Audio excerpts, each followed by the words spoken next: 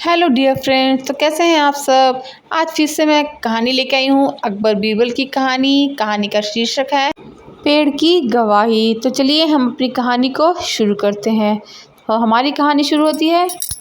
रोशन जीवन के अंतिम पड़ाव में था, इसलिए वह तीर्थ यात्रा पर जाना चाहता था। उसने अपने जीवन भर की कमाई एक जगह एकत्रित कर रखी थी।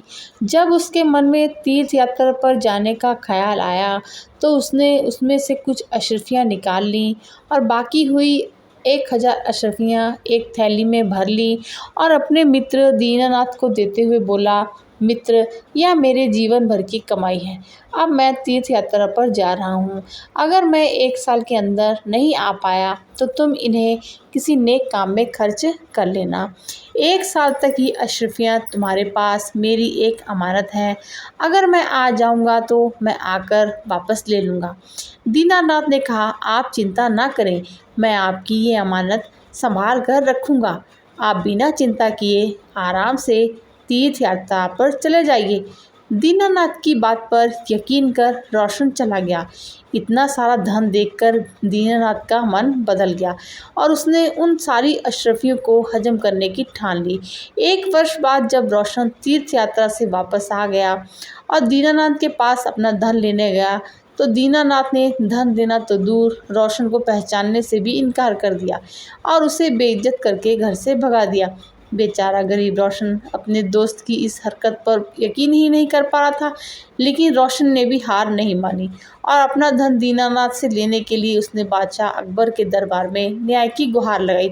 अब दीनानाथ को भी दरबार में बुलाया गया, लेकिन दीनानाथ अभी भी रोशन को पहचान से इनकार कर रहा था। रोशन के पास अपनी बात को साबित करने के लिए ना तो कोई गवाह था और ना ही कोई सबूत। सच्चाई का पता लगाने के लिए बादशाह ने ये मामला बीरबल को सौंप दिया।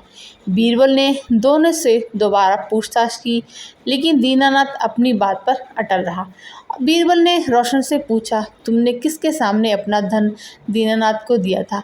हुजूर, बस एक आम के पेड़ के नीचे मैंने धन दिया था और कोई गवाह नहीं था। इसका मतलब तुम्हारा गवाह आम का पेड़ है। तो जाओ उस आम के पेड़ से कहो कि वो तुम्हारे पक्ष में गवाही दे। अगर वो ना माने तो उसकी मिन्नतें करना, लेकिन पेड़ को गवाही के लिए लेकर आना, तभी तुम्हारा धन तुम्हें वापस मिल सकता है। बेचारा रोशन बड़बड़ाता हुआ चला जाता है। पेड़ भी भला गवाही दे सकता है। दीनानाथ और बीरबल महल में ही रोशन का इंतजार करने लगे। जब कुछ समय गुजर गया तो बीरबल बोला, अब तक तो रोशन आम के पेड़ के पास पहुंच गया होगा और उससे मिन्नतें कर रहा होगा। तभी दीनानाथ बोला, रोशन तो वृद्ध आदमी है, वो इतनी जल्दी वहां नहीं पहुंच सकता। अभी तो उसे काफ़ी समय लग जाएगा, क्योंकि वहां का रास्ता भी साफ नहीं है। बीरबल शांत होकर रोशन का इंतज़ार करने लगे। बहुत देर बाद रोशन महल में आए और बोलते हैं, महाराज, मैंने पेड़ से बहुत मिन्नतें की, लेकिन वो वहीं का वहीं खड़ा रहा। अब आप ही बता दीजिए मैं क्या करूं। बीरबल ने रोशन को आश्वासन देते हुए कहा, तुम चिंता मत करो, पेड़ तुम्हारे पक्ष में गवाही देकर चला गया है। दीनानाथ ने आश्चर्यचकित होकर पूछा, पेड़ कब आया? मैं तो कब से यहीं बैठा हूँ। बीरबल बोले, दीनानाथ, जब मैंने तुमसे पूछा था कि रोशन उस पेड़ के पास पहुंच गया होगा, तो तुमने तुरंत इनकार कर दिया। इसका मतलब कि तुम उस जगह के बारे में अच्छी तरह जानते थे, लेकिन तुम झूठ बोल रहे थे। अब तुम सीधे सीधे अशरफियों के बारे में बताते हो या मैं अपने तरीके से पूछूं। बेचारे दीनानाथ ने डर के मारे सब कबूल कर लिया।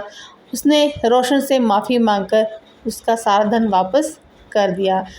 तो कहानी आपको कैसी लगी? Thanks for watching.